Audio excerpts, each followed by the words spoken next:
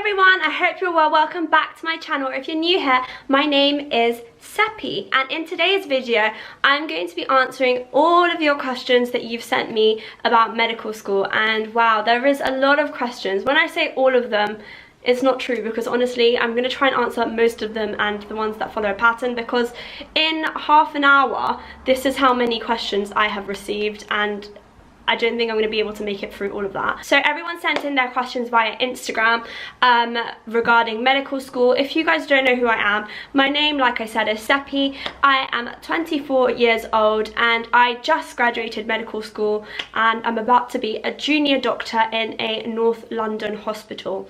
I studied medicine, and this is one of the first questions I'm going to be answering. I have had this question so much over the past 2-3 years that I've been doing YouTube. I've had this question so much, and it is, what medical school do you go to? I went to St George's Medical School. Wow, it's so weird to say that in past tense. I can't explain to you how many times I've been asked that question, and obviously I haven't been able to answer it because I did have a stalker break into my uni. That was really weird, and I did film a video about that story time if you guys want to see. But obviously for safety reasons I didn't want to say what medical school I went to, but I absolutely love my medical school. So I went to St George's. It's part of the University of London, and it's quite a small university, definitely much smaller than your average uni, but I actually had a really nice experience there.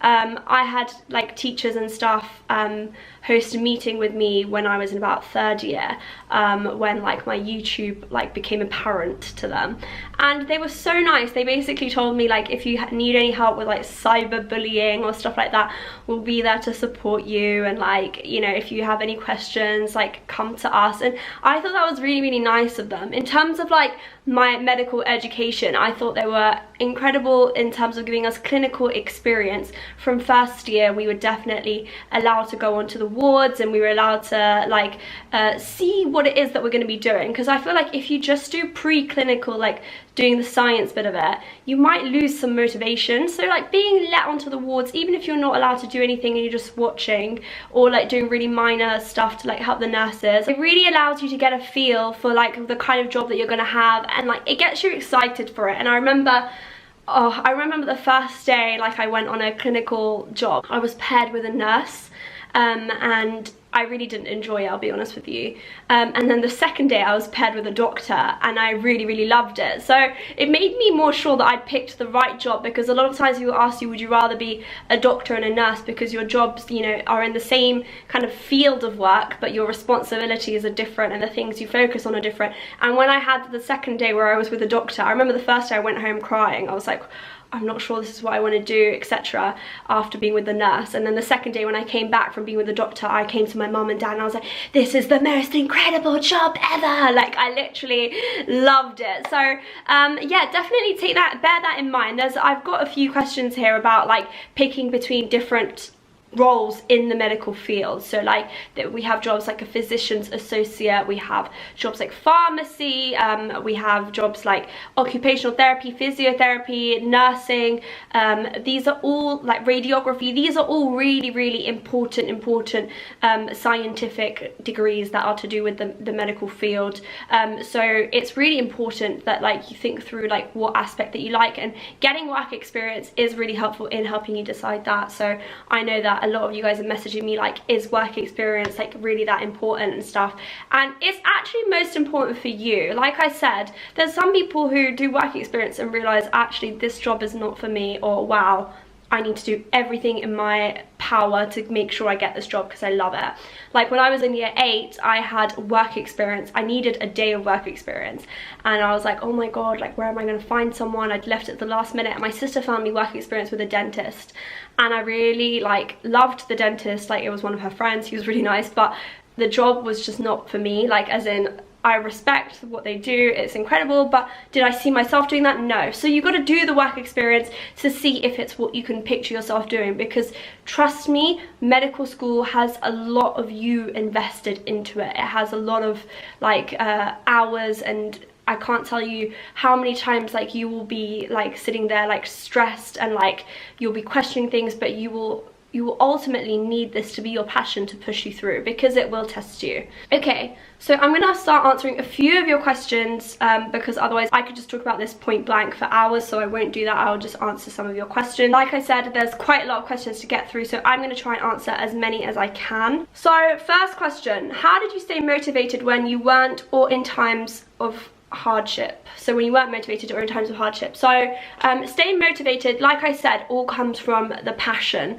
If you're really passionate about something, when it gets really tough, it will be your passion that will push you through. If this is what you want to do, when you're sitting there like, oh my god, like I haven't gone out the house in God knows how many days, like I haven't seen any of my friends and socialized in ages, I haven't like done this and that, and I've just been revising, going library, coming home, going library, going home, like, you know, what will get you through is knowing that actually this is what I want to do, and doing this is going to get me to my end goal. Like, if you don't want it bad enough, then you shouldn't be doing it, in my opinion. Like, you need to want it, like really want it, and do anything in your power. If you're thinking, do I really want it? You're probably, even if you've got through all the loops you have to jump through to become a medical student, you're probably not going to last it through, because you're going to not be as passionate enough to overcome the hardships of it.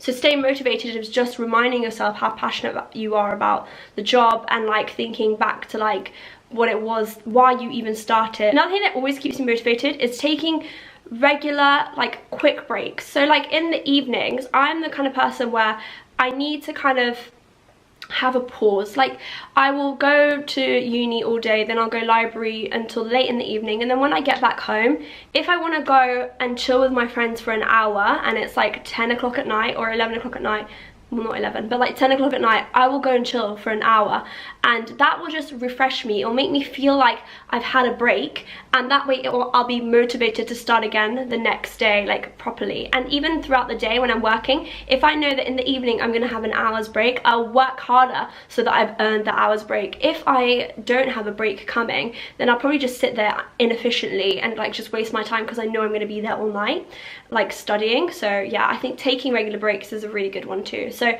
passionate and regular breaks. Okay, I've literally got like 2 back-to-back. Says, is it hard finding a work-life balance as a medical student? Another one says, how did you balance having fun and medical school?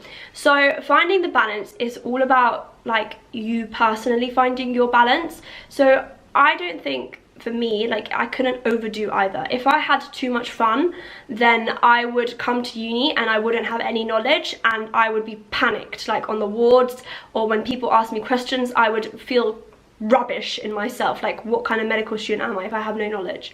But at the same time, if I knew absolutely everything off the textbook and was spending no time for myself and relaxing, I'd probably at some point break. So I think finding the balance was, like I said, knowing that it's important to give yourself regular short breaks to kind of refresh, you know, once every other night, just go out with your friends for an hour, or do what you like for an hour. If you're tired, like let's say you've been revising all day and nothing's going in, stop, because if nothing's going in, you sitting there is just going to tire yourself out more.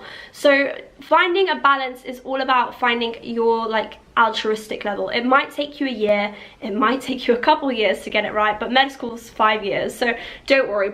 Before you're halfway, you will have found your right balance. So for me, it was all about doing the things that I'm passionate about in my free time and making the absolute most of my free time. So if I got free time, I would come and do YouTube videos, I would go out with my friends and vlog like my time as well, which kind of combined my passion of YouTube and also using my free time to see my friends, etc. So try and make the most of your free time, and when you're revising, try and make the most of that. It's all about 24 hours that you have in a day and what you choose to do with them. Don't let anyone tell you, oh, you shouldn't be doing this, you should be revising, or you shouldn't be revising all the time, you need a break. You will know what's right for you. How many people, I'm sure, if you guys have been following me for the past 3 years, then I'm sure you will have seen comments down below underneath my like day in the life where people be like, but how are you doing medicine and like actually becoming like a YouTuber and going out all the time, etc. So people will not understand how you do it all, but that's fine, because they're not you, they're not living your life, and they won't have accomplished everything you've accomplished. Your accomplishments will speak for itself. You just have to live your life for you, not for anyone else, and find what works for you. Not even your mum will know what works for you, your dad won't know what works for you. So many times my dad would come in my room and like tell me off, like, stop now, stop revising, like, no more Red Bull, no more, oh my god, the amount of time I would hear, no more Red Bull, no more revising, like, take a break now, come downstairs, come, let's go eat, like, why are you not coming out to eat with us? They won't know like what your balance is. They won't know how much work you need to put in or how much relaxation time you need. And if you've got the opposite, if you've got parents who, you know, push you too much, then go to the library. Like, get away from them so they can't monitor you. So it's all about you finding the right equilibrium for you. Now, on the subject of like controlling parents, I obviously have the absolute opposite of controlling parents. My parents could care less what I do and just want me to be happy. But if you do have parents who are controlling, I know that it actually 99.99% of the time comes from love and them wanting to see you do well and worrying that, like, oh, if I leave it to their own accord, like, they might mess this up, and I know how much it means to them even though they don't get it. So remember that in your heart. Remember that your parents are just trying to guide you and help you do the best that you can to ultimately live the best life for you. So like, if you feel like that is the scenario, like I said, maybe it'd be a good idea for you to live out in halls and give yourself a bit of freedom from your home environment, or just going to the library to study and not being at home. That might help with that as well. After finishing 6 years of med school, how did you apply for F1, F2? So my med school is actually 5 years. In the whole of the UK, medical school is 5 years long. You can take an extra year to intercalate if you like, which is basically like getting an extra like science or whatever like degree based on the fact that your first 2 years of preclinical have enough science in it to make up for another degree. I don't know if I explained that properly, but yeah, so it's down to you, it's your choice. My uni had a range of courses that you could apply for, and at first when I went into med school I thought I'd really want to do that, but then I changed my mind. I didn't want to do that, so I didn't intercalate. There was nothing in the courses that they offered that I wanted to really do and was really passionate about to dedicate a whole year to it, so I just stayed on the 5-year course. But when you reach your final year of med school, your med school will basically help you apply for the whole process of becoming a doctor. So we all sit a situational judgment test exam, which I did in January. There is a vlog for it down below. I will have a whole medical school kind of playlist for you guys to see all the stuff that I do in regards to med school. But the SJT basically determines a score for you. The score is out of 50. I think 38 is the average. If you guys didn't see in my previous video, I got 43.2, which is well above average. I was ecstatic about it, and if you want to know how I revised, again, it's in that vlog. But what you get in that exam is added to what you've got overall in med school, like your grades, and 50% is your med school grades, 50% is this one SJT exam. They add it together and you get a score. Then with this score, you then apply, you rank. There's deaneries, so the whole of the UK is split up into areas, which we call deaneries, and in each area there is like, there could be different cities, or it could just be like, so for example, Scotland, the whole of Scotland is one deanery, the whole of Northern Ireland is one deanery, but London is split into 3 deaneries. So we've got like north, I think it's north central and east, northwest, and South Thames, which goes all the way down to even Kent. So it's like, the deaneries are all different, and you basically have to rank all of these deaneries. Once you've ranked the deaneries, then you get accepted into one deanery, and in that deanery you then have to rank all of the jobs. And then, so I got my deanery, and then I had to rank 327 or 328 jobs, and they are like from all of the hospitals that are in that area. So you could either rank it based on like what jobs they have to offer, or you can rank it on what hospital it's at, and like kind of work it out for yourself like that.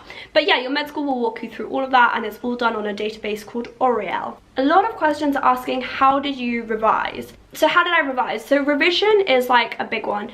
I think it's very personal to you. So what works for me might not work for you. What worked for my friend who also passed might not work for me. What worked for my friend who also passed might not work for me, and vice versa, etc. So it's very, very personal. I am the kind of person who has to make her own notes. I can't revise off of other people's notes, and I can't just read a textbook and expect it to go in my brain. So I use like reliable resources like the BMJ Best Practice, I use the Oxford handbooks, and I use lecture notes, etc. Or notes from our teachers at university, and then I will create my own notes based on each specialty. And the way I make notes is I make a lot of spider diagrams. I just write down the most important points about each topic. So for example, in obstetrics there might be postpartum hemorrhage as a topic, or there might be meconium stained liquor as one topic, etc. So you write down each topic and then you make your own notes on it in spider diagram form, just bullet point important stuff, etc.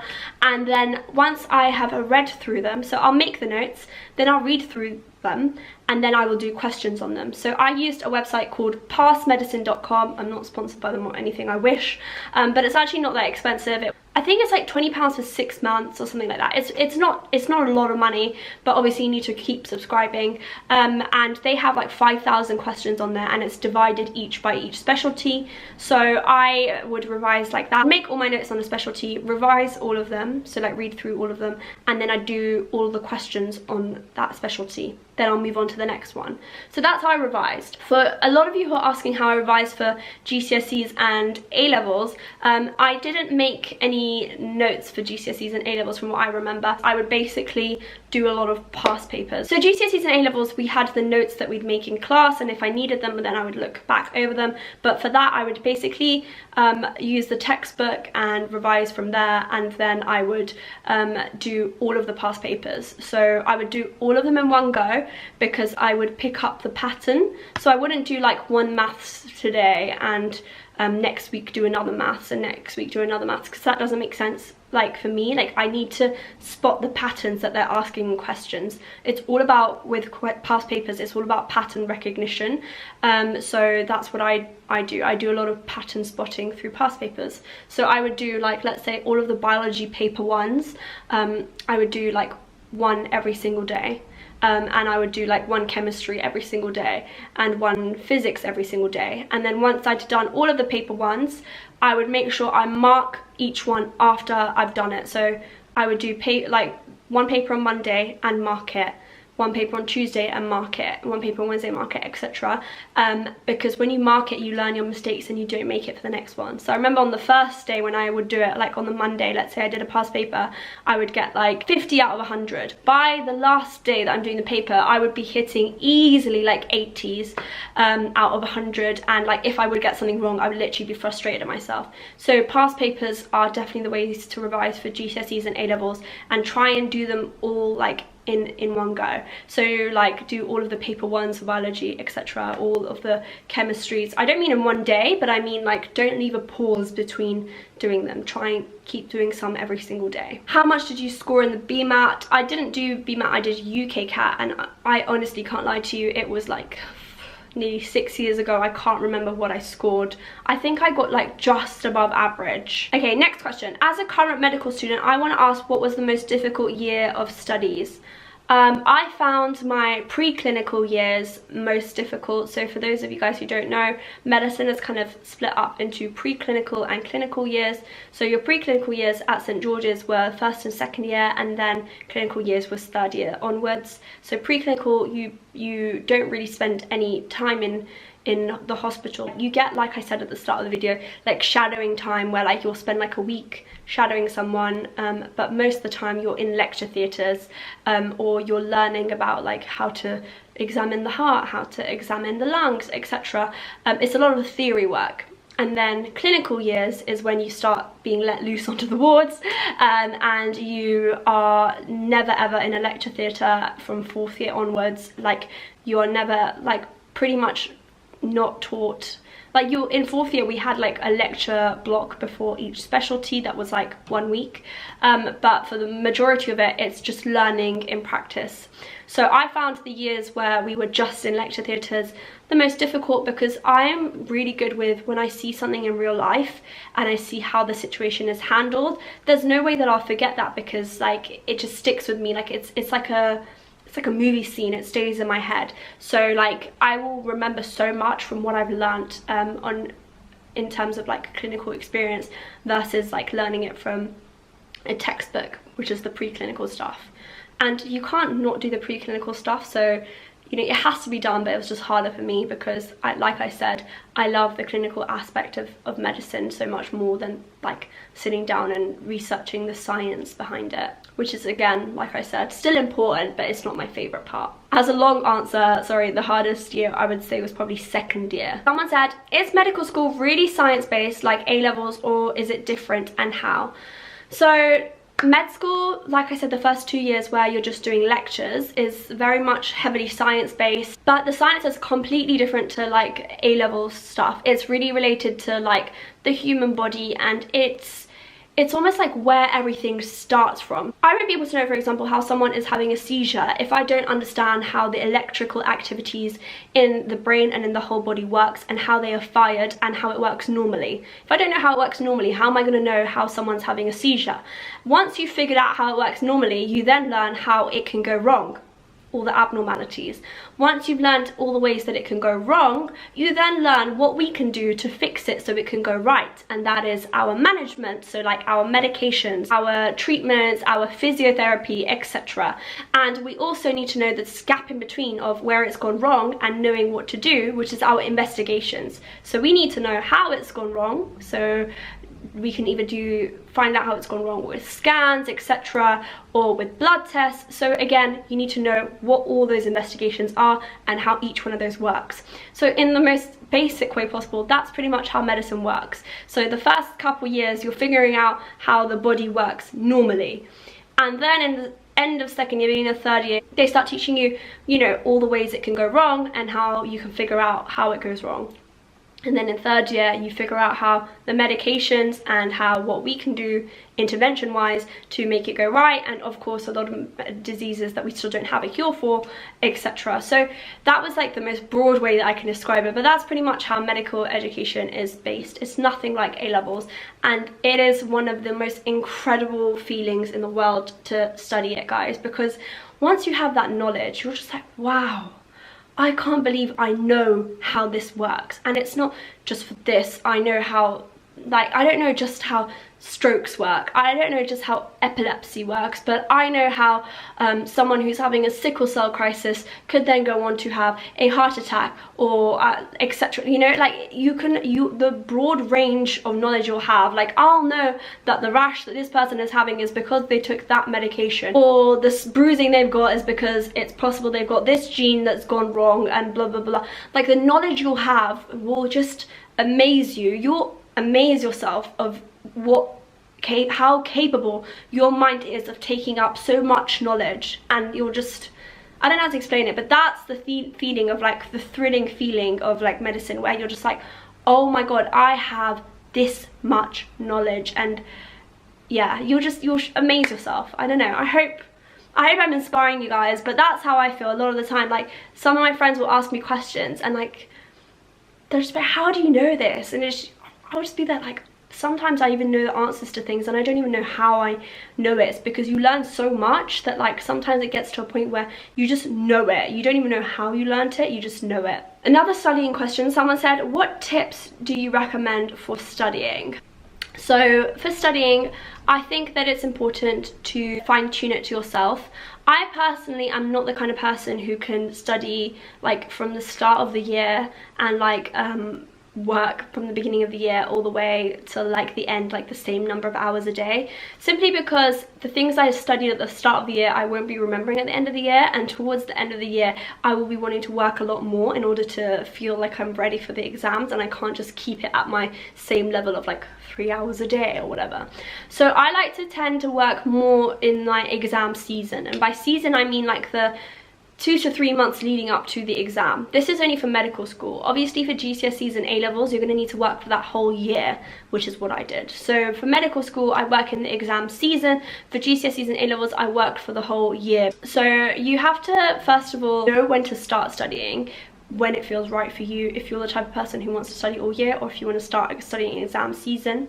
And then once you get into exam season, like you have to fully dedicate yourself, and you have to make sure that, you know, you have a plan. But when I say plan, I don't mean like a rigid, like 9 to 10 I'm gonna do this, 10 to 11 I'm gonna do this.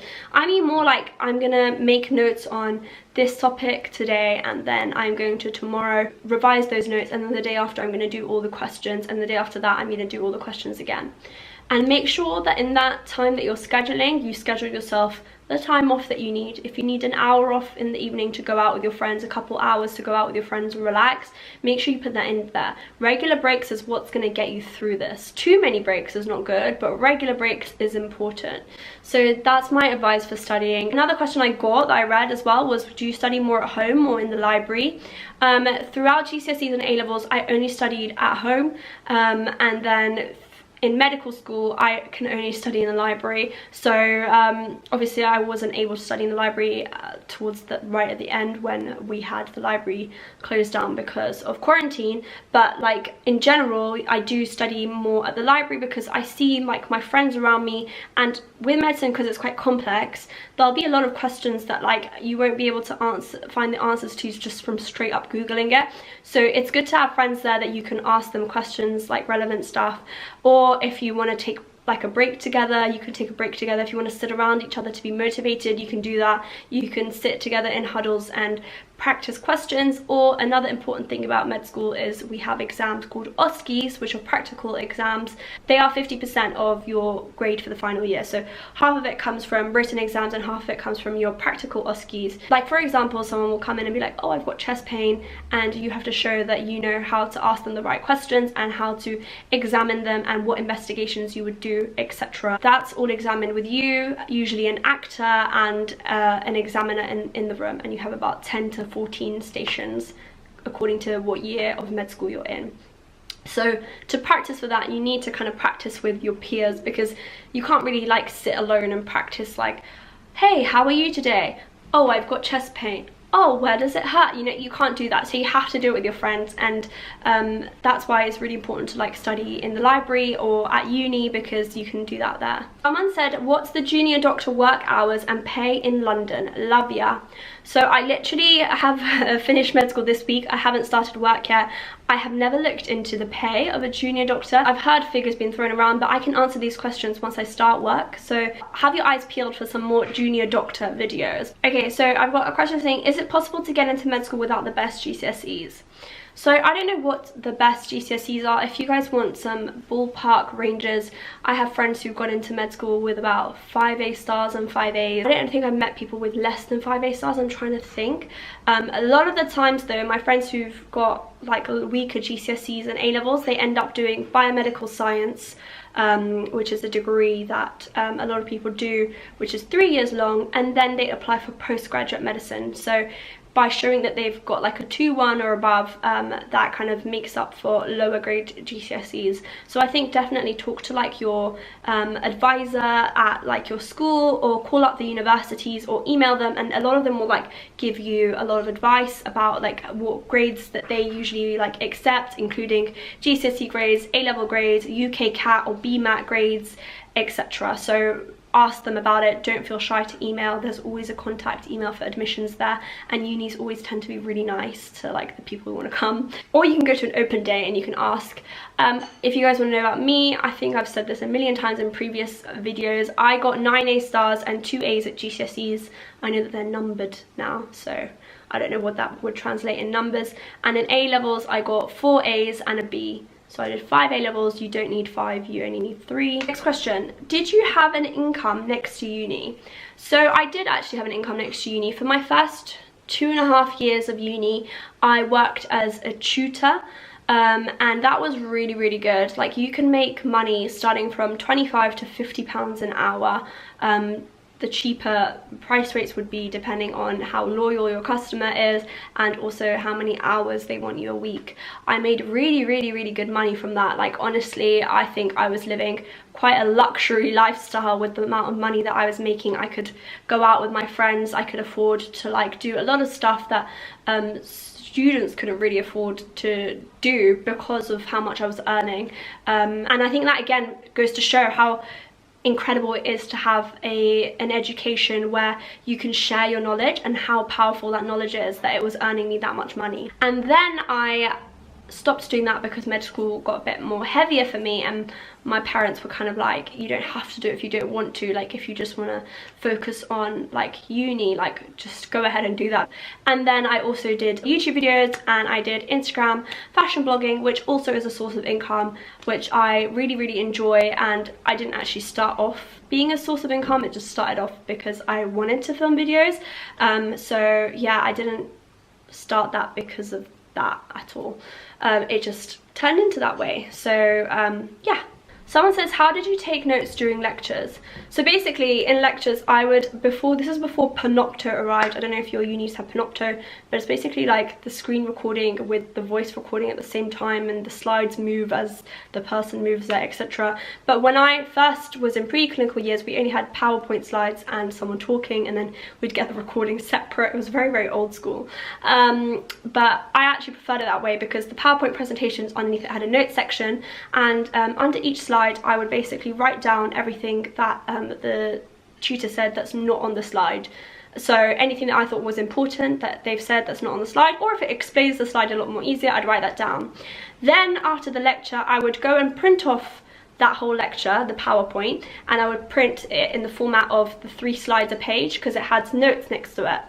So once I'd printed it off, the notes that I'd written on my laptop, I would then transfer onto these PowerPoint printouts, and that way that was me kind of revising it by like writing it out again, and that was my kind of notes and revision. So I found that really easy.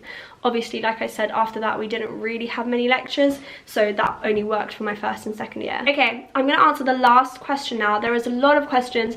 I'm going to try and answer some today on my Instagram. Sorry if you don't catch it, but if there's a lot more questions that you guys have that I haven't answered, then I will do a part 2. Just let me know in the comments. But the last question is, when did you know you wanted to become a doctor? And any advice for young aspiring doctors? So I knew I wanted to become a doctor about a day after I got my GCSE results. So I got my GCSE results, and I remember I'd got a lot better than I had been predicted. My school actually predicted me like 5 or 6 A stars, and like A's and B's, and that was them kind of acting like they'd pushed the boat out by giving me really good predicted grades. So yeah, so I kind of didn't realize kind of how smart I was, even though growing up everyone would always, like my whole family would always tell me, you're so smart, you're so smart. But I didn't realize how smart I was until I got my results. And then when I did get my results, I kind of sat down and thought, hey, like what do you want to do? And at that point I really loved like history and English literature. I literally got 100% in those exams in my GCSEs. But I also loved science. Like science for me was like logic. There's an answer to it. Like, you know, you're always, obviously like there's a lot of theories, but what I meant was like there was always an answer to it. It wasn't like philosophy where you're thinking like there's loads of possible answers and you'll never know which one's right. So that's why I was like, I want a scientific degree, and I really wanted to do something that I felt would help people. Like my nature and my character is just like, I feel like if you meet me in real life, I always try and help people where I can, and like I really care about people, and like I'm quite nurturing. And so that's why I thought the best thing that would suit me would be to become a doctor. And that's how I decided it. And I remember I told my parents, we were in the car on the way to my auntie's house, and I was like, guys, like it's just me and my mum and dad, and I was like, guys, and they were like, yeah. I was like, I know what I want to do. And they're like, what do you want to do? And I was like, I want to be a doctor. And they were like, oh, like that's amazing. And it was really weird for them because they'd never ever suggested it to me. My dad always told me he thought I'd go to Oxford and study history. And my mum always thought I'd be a dentist, but I didn't ever like dentistry at all. I always used to tell her like I don't like dentistry. My sister Sol's a dentist, so maybe that's why she thought I'd be a dentist too. But yeah, I didn't like dentistry, so I was like, yeah, I'm gonna be a doctor. And they were like, wow, like that's so amazing. And they were just really supportive. And it just, once I made that decision, I stuck to it. I knew it was what I wanted. I knew it was what suited me, and I couldn't imagine myself doing anything else. And I still to this day can't imagine myself doing anything else. But that doesn't mean it's the only thing that I'm gonna do with myself in my life. So like my main focus and my main career is obviously always gonna be being a doctor, but that doesn't mean that I can't be on here on YouTube and being a YouTuber, or being on Instagram and being an influencer. And I even love fashion, and one day I'd love to do some writing towards fashion and being like a fashion journalist. There's a lot of things you can do with the amount of time you're given in a day. So don't put yourself in a box and think just because I'm a doctor I'm gonna that's all I can do. Or just because I'm a research analyst, that's it. Like, don't put yourself in a box. Don't limit yourself. That's my advice to aspiring doctors, is make sure you want it. Make sure it's your main focus and it's all you've ever wanted to achieve. But don't let that stop you from living your whole life and living out all of your dreams, you know? There's not just one, you don't have to have just one dream. No one's gonna tell you off for wanting more for yourself. And like, it doesn't mean you're spreading yourself thin. Don't believe any of that. That's what, I had a lot of people on YouTube comments telling me that, and where are they now? I don't know. So yeah, what I'm trying to say is, do what you want to do what makes you happy, and don't limit yourself. You guys are, like, I'm telling you, you're capable of anything you want, but you have to put the work in. You can't just sit there and be like, oh, I want to be a doctor, but I don't know if I'm bothered to revise for it. Like, yeah, no, like, I want to be a doctor. I don't care if I don't get to sit down for like 6 hours a day and watch Netflix, and instead I have to revise, because I'm going to get to where I want to get to. Or I want to be a pilot, yeah, and I have to take these piloting classes, etc. So do what it is you need to do. Girls and boys, you can do it. I'm telling you, it's very achievable. Anything you put your mind to is achievable. So don't limit yourself. Don't question your talents. Don't question your worth. Just push through. It's in this 21st century, it's so easy to be lazy, you know, just sitting down watching shows all day and, like, you know, buying stuff and etc. Like, just being a consumer and doing nothing. It's very easy. The temptation is there, but don't give in to temptation, and try and make the most of yourself and fulfill all of your dreams. And if you get tired and need a break, that's not the same as giving up or not trying your best. Don't confuse that. Okay, I'm chatting too much. This video is way too long, but I hope that this was helpful for you guys. If it was, then please give it a thumbs up and subscribe to me down below. Let me know if there was any advice that you still want me to give. Let me know if there was any advice that really stuck out to you. Just chat to me in the comments. I always love talking to you guys. Thank you so much for watching. Don't forget to check out my Instagram. It's also linked down below, Persian Bunny. Don't forget to subscribe, give this video a thumbs up, and I will see you in my next video. Bye!